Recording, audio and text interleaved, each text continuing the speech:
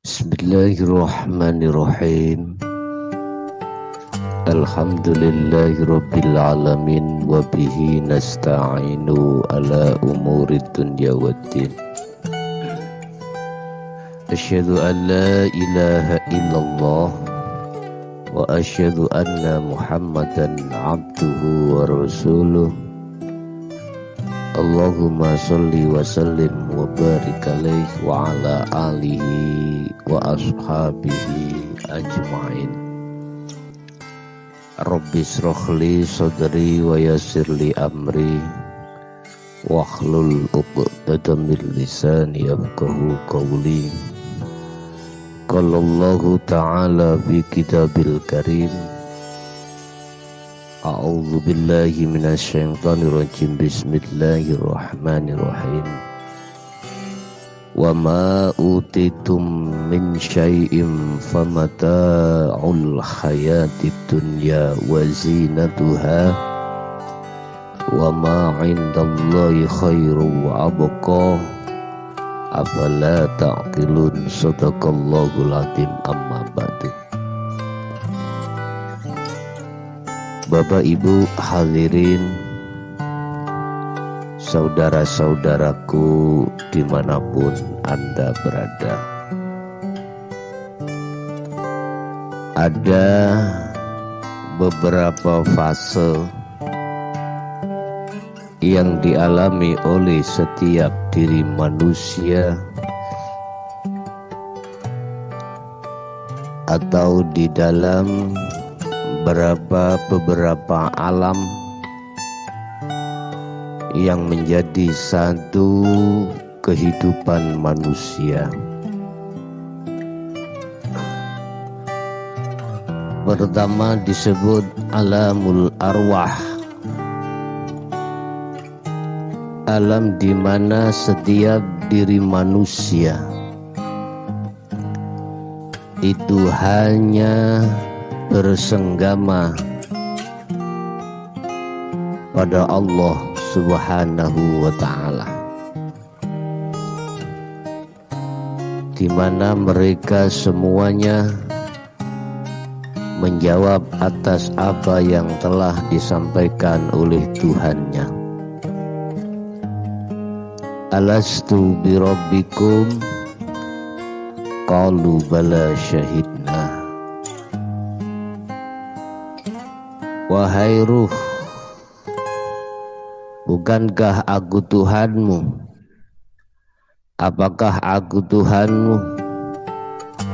Maukah kau menyembah padaku? Maka seluruh arwah itu menjawab, qalu bala syahidna. Iya, Engkau adalah Tuhanku dan aku hanya bersaksi, menyaksikan, melihat, mengabdi, bersenggama hanya kepadamu. Bapak Ibu,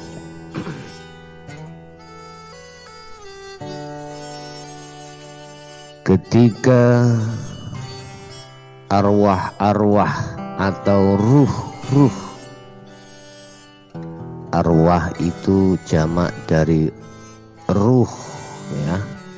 Jadi kalau saya membaca arwah itu banyak ruh. Ketika arwah itu sudah mengatakan hal tersebut Bapak Ibu, maka ada proses kehidupan selanjutnya. Kita dimasukkan di dalam alam yang disebut alam kandungan atau alam rahim.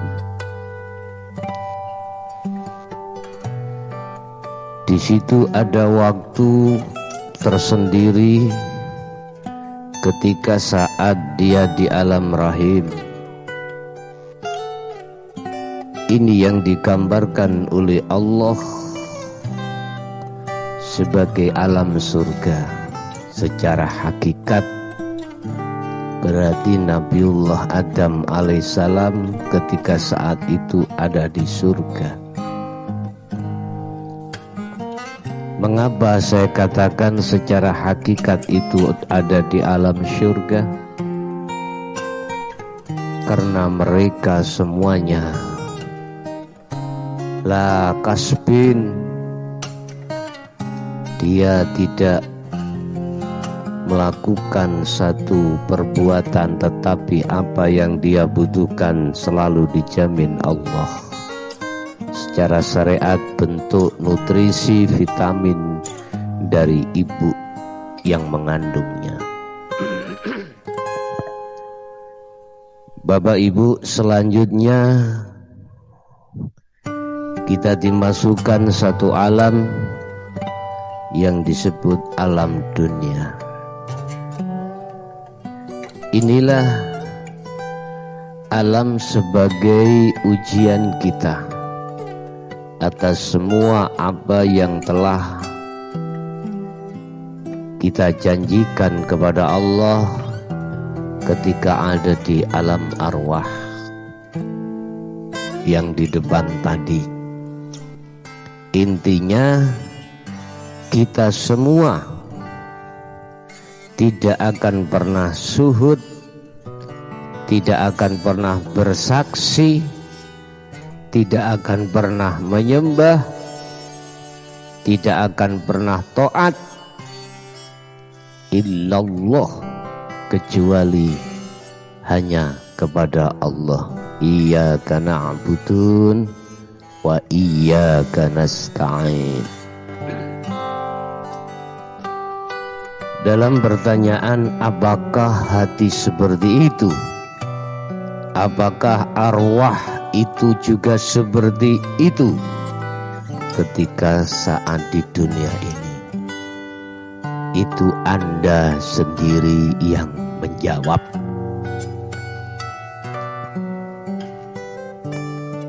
Bapak Ibu, ketika kita semua masuk dalam akil balik, di situ kita dihadapkan berbagai macam persoalan, berbagai macam ujian, berbagai macam romantika diamu, berbagai macam romantika jenis-jenis beragam-ragam takdir. Disitulah hari pengetesan, hari ujian yang kita hadapi. Ternyata apa yang terjadi pada hati kita, pada arwah diri kita, kita telah berkhianat dari apa yang telah kita sebutkan. Saya tidak bicara jasad, tetapi saya bicara adalah hati atau arwah. Bapak Ibu, ternyata kita telah memakan buah khuldi secara hakikat. Kita telah mengikuti langkah-langkah nafsu. Kalau bahasa Nabi Adam telah mengingkari atas semua apa yang diembankan Allah terhadapnya dengan bentuk tidak boleh mendekat, apalagi memakan buah khuldi. Wala taqrabu hadhihi syajarah. Ternyata apa yang terjadi? Kita telah memakannya. Hati ini telah mengikuti langkah-langkah setan, langkah-langkah nafsu. Wala tattabi'u khutuwati syaitan innahu lakum aduwwun mubin. Padahal Allah sudah mewanti-wanti. Padahal Allah sudah mewarning kita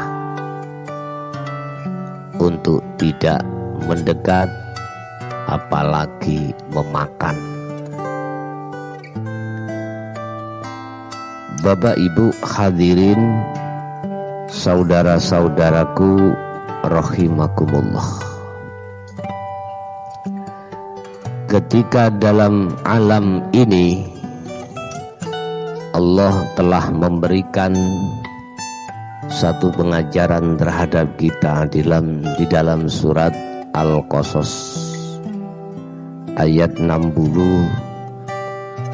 Allah menyebutkan wa ma utitum min syai'in wa mata'ul hayatid dunya wa zinatuha. Dan apa saja yang dihadapkan terhadapmu, apakah itu kekayaan, apakah itu jabatan, apakah itu keturunan, apakah itu kehormatan, apakah itu pujaan masyarakat karena status pada diri kita, itu adalah merupakan satu kesenangan hidup duniawiyah dan merupakan satu perhiasan duniawiyah.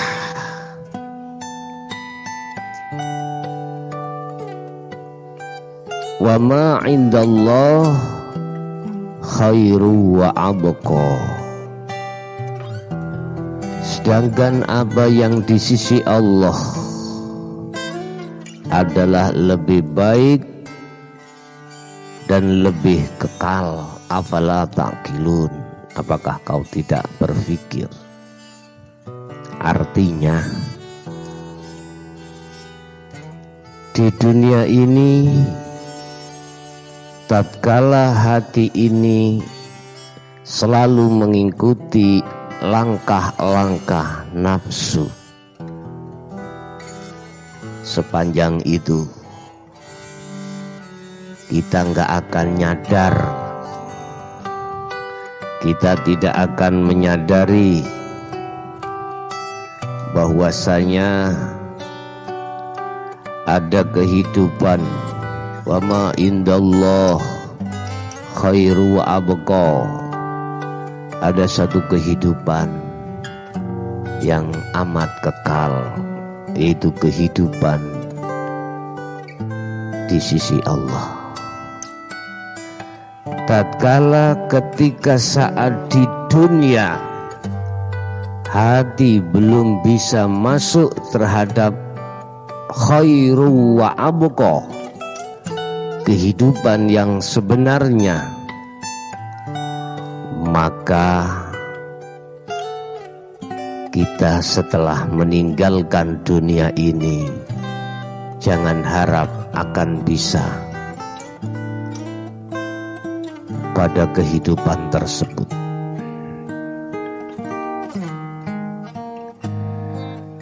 Sepanjang hati ini Bapak Ibu selalu mengikuti apa yang menjadi kehendak hawa nafsu, sepanjang itu hati ini takkan bisa bebas dari belenggu hawa nafsu. Itulah yang disebut sebagai jiwa yang terkunjoro, jiwa yang terbelenggu, jiwa yang terbudak oleh hawa nafsu.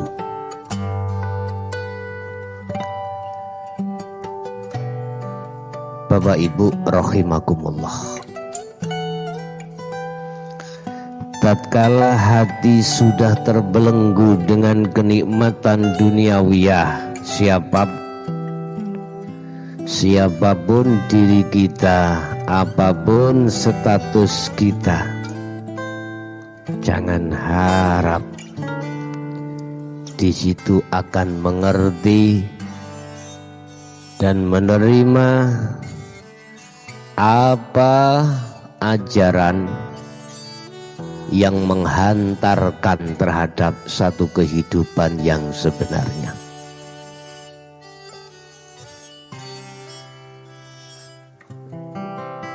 Bapak Ibu, ada satu pertanyaan. Apakah ada kehidupan setelah kita di dunia ini meninggal? Bapak Ibu, di dunia ini kita itu sebetulnya adalah satu ujian. Di dunia ini adalah mazra'atul akhirah, ladang sawah, merupakan satu ladang atau sawah kita untuk menanam satu tanaman. Buahnya itu di akhirat. Kalau menjawab satu pertanyaan tadi, apakah kehidupan di dunia ini setelahnya itu ada satu kehidupan? Ada. Itulah yang sebenarnya kehidupan. Dalam ayat tadi dikatakan, wa ma indallah khairu wa abqa. Ada kehidupan yang sebenarnya kehidupan, yaitu kehidupan setelah satu kematian jasad ini. Di dalam dunia syariah dikatakan alam kubur atau alam barzah, alam di mana untuk mengubur jasad ini, Bapak Ibu, di tengah-tengah bumi. Bapak Ibu rahimakumullah,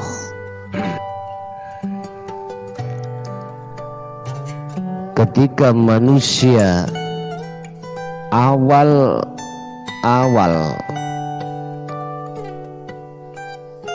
menginjakkan alam setelah kehidupan di dunia ini, disitulah semua arwah yang saat di dunia belum menyadari ada satu kehidupan wa khairu wa abqa, dia akan terbelalak, dia akan kaget, dia akan kecewa dan meminta kepada Allah, ya Allah, kembalikan saya, barang sesaat saya akan melakukan perbuatan yang hasan, perbuatan yang bagus, yaitu perbuatan yang sesuai dengan janji kita ketika saat di alamul arwah, hanya mengabdi, hanya menyembah, syahidna, hanya berpacaran dengan Allah Subhanahu wa ta'ala. Tetapi begitu waktu yang sangat panjang dan sudah Allah memberikan kesempatan berkali-kali ketika di dunia alam ini, kita tidak mengindahkan apa seruan Allah dan Rasul-Nya. Kita tidak mengindahkan apa peringatan Allah dan Rasul-Nya. Kalau sudah seperti ini, Bapak Ibu, itu namanya nasi sudah jadi bubur.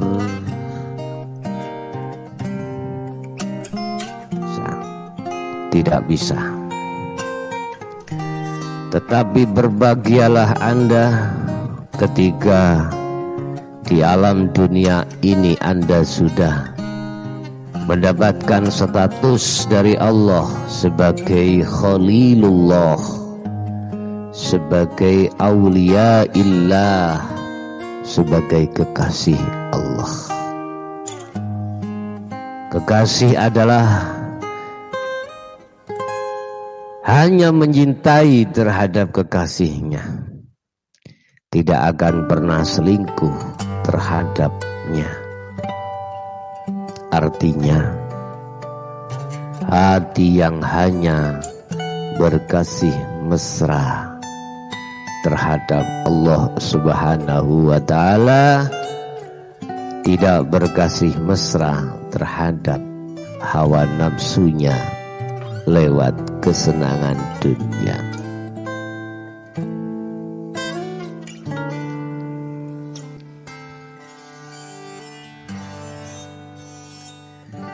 Terpesona,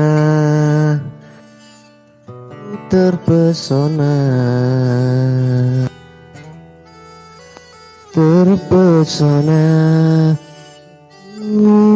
terpesona. Ini kekasih Allah. Hanya melihat wajah kekasihnya.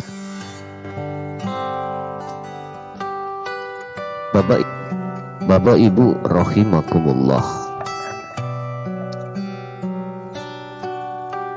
bagaimanakah kita mengalami satu kehidupan alam sesudah dunia ini? Di situ ada dua. Ada alam yang ketika kita saat di dunia hati gelap pada Allah, buta pada Allah, di situ juga akan mengalami satu kegelapan. Satu. Dua, ada alam di mana ketika saat kita di dunia hati ini sudah tidak buta terhadap Allah, itulah alam yang terang benderang. Bapak Ibu, ketika datang satu alam akhirah setelah yaumil qiyamah, ba'da yaumil qiyamah, setelah seluruh dunia ini dicampakkan dan di bumi hanguskan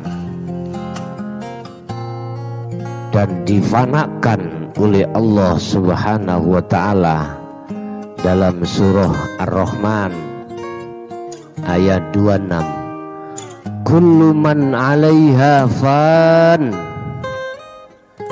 semua yang ada di bumi itu akan binasa. Bapak Ibu, kita dihadapkan satu alam yang disebut yaumul akhirah, yaumu yub'ats ila yaumil akhirah. Disitulah kita akan mempertanggungjawabkan atas semua perbuatan-perbuatan manusia ketika saat di dunia, kecuali mereka ketika saat di dunia sudah sampai pada tingkatan musyahadah pada Allah, yang sering kita sebut secara syariat bi ghairi hisab. Mereka yang tidak mengalami satu perhitungan atau hitungan. Allah di situ sudah kosong, sudah nol keakuannya. Bagaimana mungkin satu dompet yang tidak ada uangnya kita hitung-hitung, ya nggak ada ceritanya. Gara-gara dihitung dalam si dompet, karena dompet itu banyak uangnya. Bagaimana mungkin akan terjadi satu perhitungan pada diri seorang hamba tatkala hamba itu sudah ditajalli mutlak? Itu semuanya adalah kekasih-kekasih Allah. Seruan hal seperti ini Bapak Ibu, peringatan-peringatan hal ini Bapak Ibu, itu sudah disampaikan oleh Allah dan utusannya sejak kita masih berada di dunia. Cuman oleh karena hati kita terbelenggu, terikat oleh nafsu lewat kesenangan dunia, inilah akhirnya kita menganggap bahwasanya kesenangan dunia itu adalah segala-galanya, maka semuanya kita tolak. Subhanallah.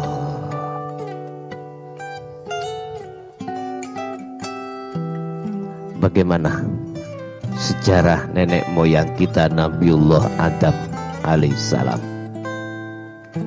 Dia bisa kembali ke asal negerinya, asal negeri surga, bisa kembali ke surga lagi setelah di dunia. Fatalaqo Adamu mir Rabbi kalimatin fataba alaih. Beliau setelah mau menerima ajaran Allah untuk bisa kembali kepadanya. Itukah gambaran kita menerima ajaran Allah dinul haq, ajaran yang membuka mata hati tentang kebutaan pada Allah.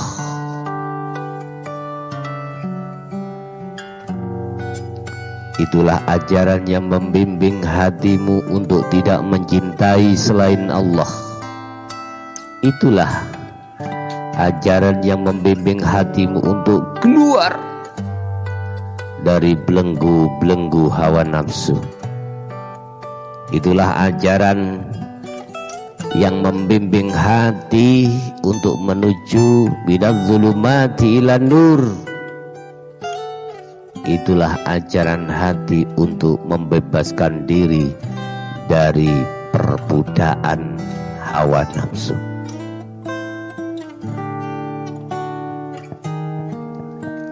Gara-gara pangkat jabatan,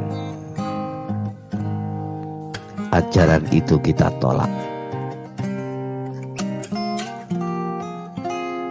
Gara-gara satu kehormatan, kekayaan, ajaran itu kita tolak.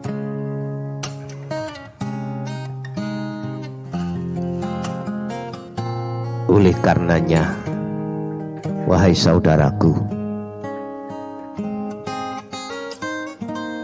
sadarlah akan itu semua. Ingat 2 poin.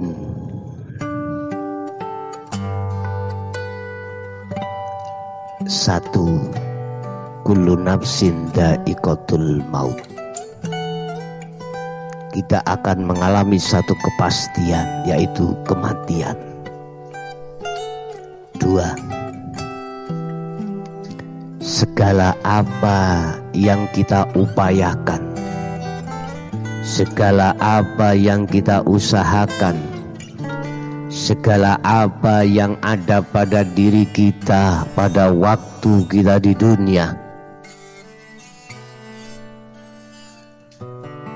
hancur musnah la yanfa' wala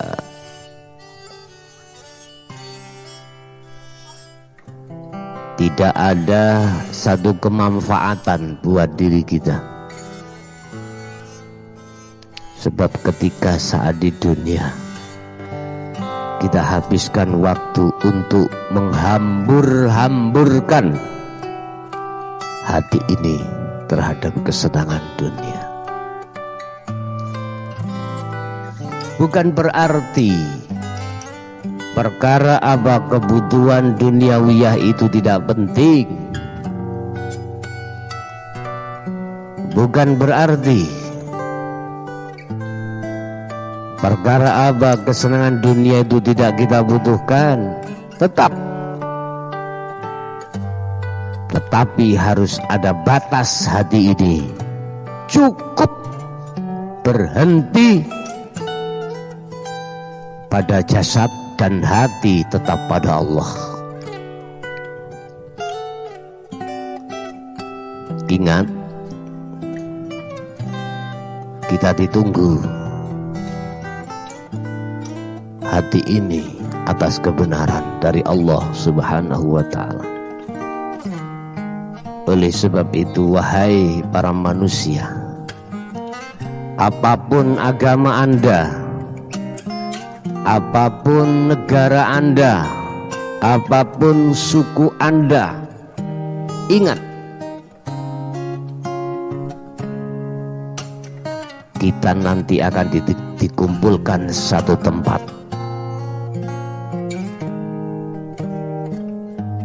Disitulah tempat kebenaran. Semuanya tidak akan berguna apa yang pernah kita upayakan saat di dunia.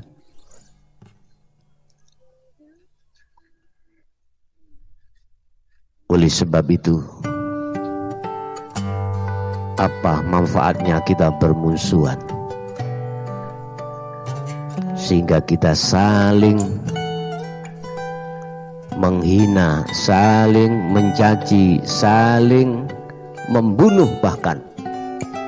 Apalah manfaatnya?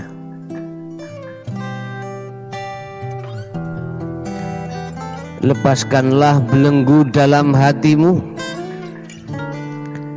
Persoalan apapun yang menjadikan hati ini hasud, hati ini takabur, hati ini riya, lepaskanlah. Mari kita sama-sama hati ini bermunajat menghadap kepada Tuhan yang Maha Esa.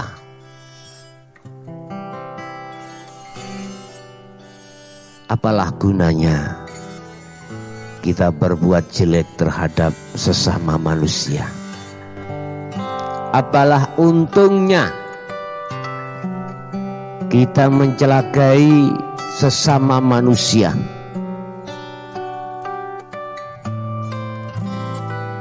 Toh di situ akan menjadikan satu permusuhan dan satu kekecewaan. Ingat, kita suatu saat akan mati. Apakah kita itu kaya atau miskin, punya jabatan atau tidak, tiap saat, tiap waktu kematian selalu menunggunya. Sadarlah, sadarlah. Hempaskan semua skenario besar yang akan merugikan orang lain, yang akan merugikan kelompok lain. Hempaskan, kubur dengan jauh-jauh, kubur sedalam-dalamnya. Mari kita membangun sesama di negeri kita yang tercinta masing-masing. Sadarlah, wahai saudaraku, apalah untungnya kita jikalau mencelakai satu dengan yang lain.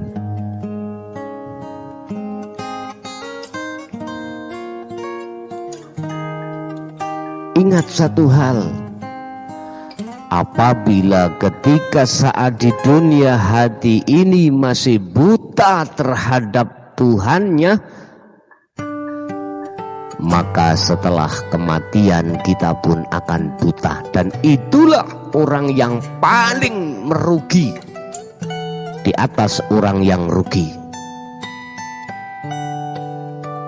Merugilah kita Bapak Ibu. Hati dan pikiran kita pergunakan untuk membesarkan kelompok kita, membesarkan pengaruh kita, memperkuat ketahanan kita. Satu sisi hati kita, jiwa kita sendiri terbelenggu oleh hawa nafsu. Maukah Anda sebagai seorang seperti lilin menerangi orang tapi hancur sendiri? Jangan.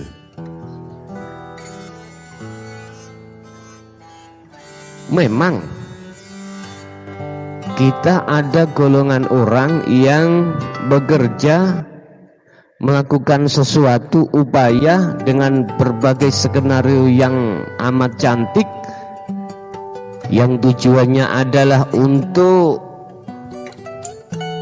mencelakakan kelompok satu dan memenangkan kelompok yang lain.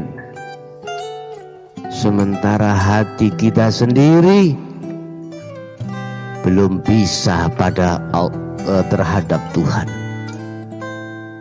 yang Maha Esa. Rugi banget, sungguh. Makanya Allah mengatakan dalam satu ayat, ku anfusakum, diri kita. Kita jangan menoleh terhadap siapapun. Diri kita amankan. Hati ini amankan.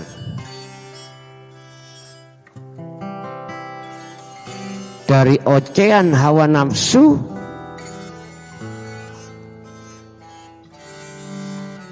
dari propaganda hawa nafsu. Setelah itu wa ahlikum, dan anak istrimu, keluargamu. Ini konteksnya bukan persoalan dohir. Konteksnya adalah persoalan hati terhadap Tuhan. Masih gelapkah hati terhadap Tuhan? Itu yang nomor satu yang harus kita pikirkan. Jangan buru-buru kita mencanangkan satu sistem atau skenario untuk menjatuhkan kelompok lain. Jangan, itu tidak ada manfaatnya. Saya harap seluruh golongan dari apapun latar belakang Anda, hilangkan angan-angan dan pikiran yang seperti ini. Mari hati kita sama-sama. Ada satu persoalan besar. Apa? Hati ini masih gelap pada Tuhan yang Maha Esa. Kita upayakan bagaimana caranya hati ini menjadi terang benderang terhadap Tuhan yang Maha Esa. Setelah itu keluarga kita.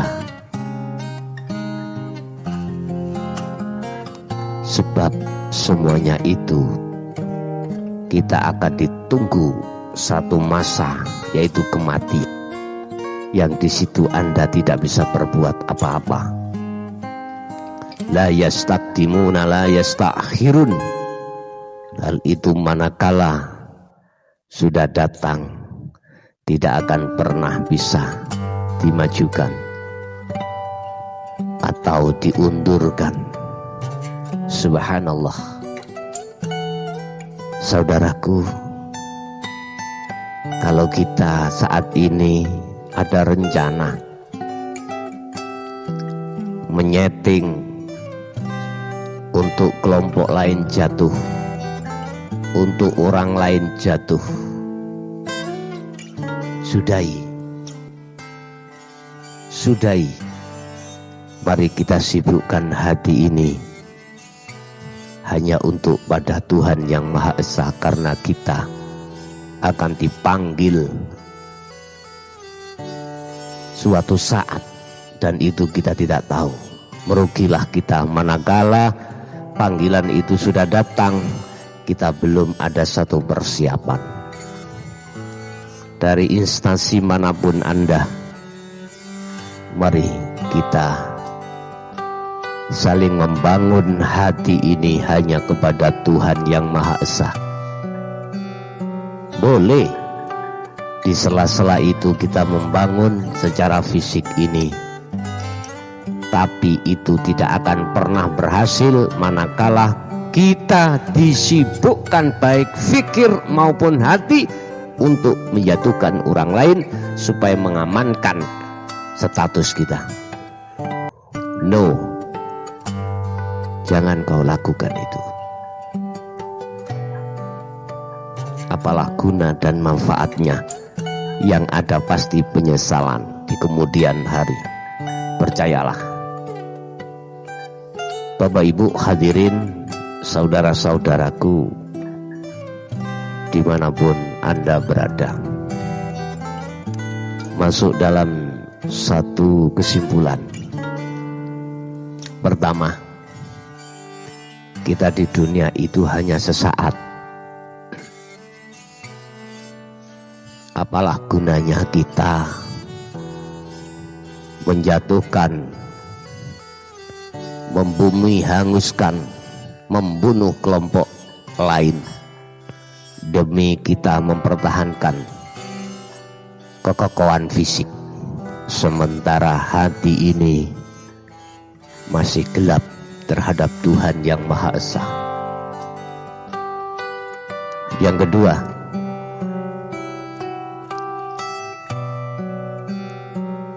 hal yang pasti akan terjadi adalah kematian, dan di situ kita nanti masuk dalam fase di mana kita akan mempertanggungjawabkan semua apa yang pernah kita lakukan saat di dunia.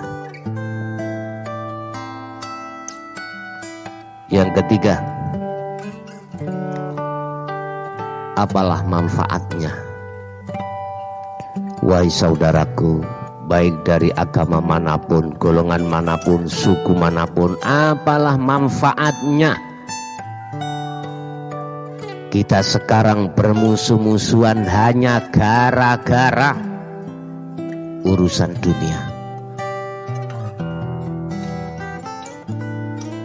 Sementara kita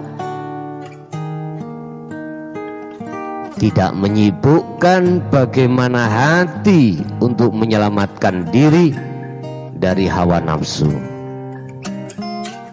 Mari kita berpikir dengan jernih, hati dengan tenang. Aku yakin manakala Anda masuk dalam ajaran Tuhan yang paling dalam, pasti semua apa rencana buruk kita terhadap orang lain, golongan lain untuk kita jatuhkan, pasti akan kita kubur.